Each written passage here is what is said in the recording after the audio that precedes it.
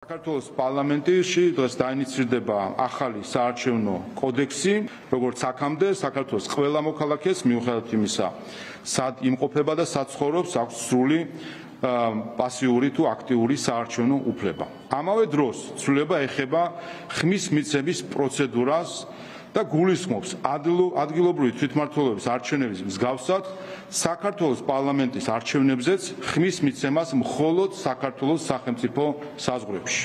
არჩევნები მსოფლიო მასშტაბით ხდება უფრო მოწყვლადი გარე ჩარევის მიმართ. სულ უფრო ხშირად ისმის ბრალდებები არჩევნებში უცხოურ ჩარევასთან დაკავშირებით, იქნება ეს არჩევნები ამერიკის შეერთებულ შტატებში თუ ევროკავშირის წევრ ქვეყანაში. არარეზიდენტი მოქალაქეების შემთხვევაში მაღალია საინფორმაციო მანიპულირების საშუალებები. ეს გარემოება ზრდის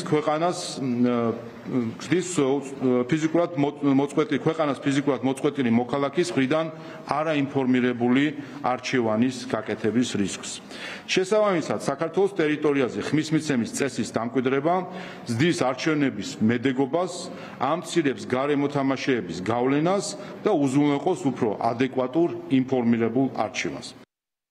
ივანიშვილი ცდილობს მილიონზე მეტ საქართველოს მოქალაქეს წაართვას ერთადერთი რამ, როგორც მოქალაქეს დარჩენილს ემიგრაციაში აკავშირებს საკუთარ ქვეყანასთან და ეს არის საარჩევნო ხმის უფლება. ეს არის შესაძლებლობა მიიღოს საკუთარ სამშობლოზე გადაწყვეტილება. ივანიშვილი ამის წართმევას ცდილობს. ეს აჩენს ეჭვებს, რომ ივანიშვილი ემზადება ახალი საპარლამენტო არჩევნებისთვის, პარტიების აკრძალვის პირობებში სცადოს ახალი საპარლამენტო არჩევნების ჩატარება. იციან, რომ ემიგრანტების უმრავლესობა არის რეჟიმის წინააღმდეგ, იციან ისიც, რომ ისინი აქტიურად მონაწილეობენ ქვეყნის თავისუფლებისთვის ბრძოლაში, შესაბამისად რეჟიმისთვის ეს არის პრობლემა და სწორედ იმიტომ, რომ ეს არის პრობლემა, მათ ახლა გადაწყვიტეს, რომ აი ამ ადამიანებს, რომლებიც იძულებით არიან ქვეყნიდან წასული, მათ შორის იმ ძიმე სოციალურ-ეკონომიკური მდგომარეობის ფონზე, რაც შექმნა რეჟიმმა ამ ქვეყანაში, როდესაც საქართველოს მოქალაქეებს არ დაუტოვა შესაძლებლობა, რომ საკუთარ ქვეყანაში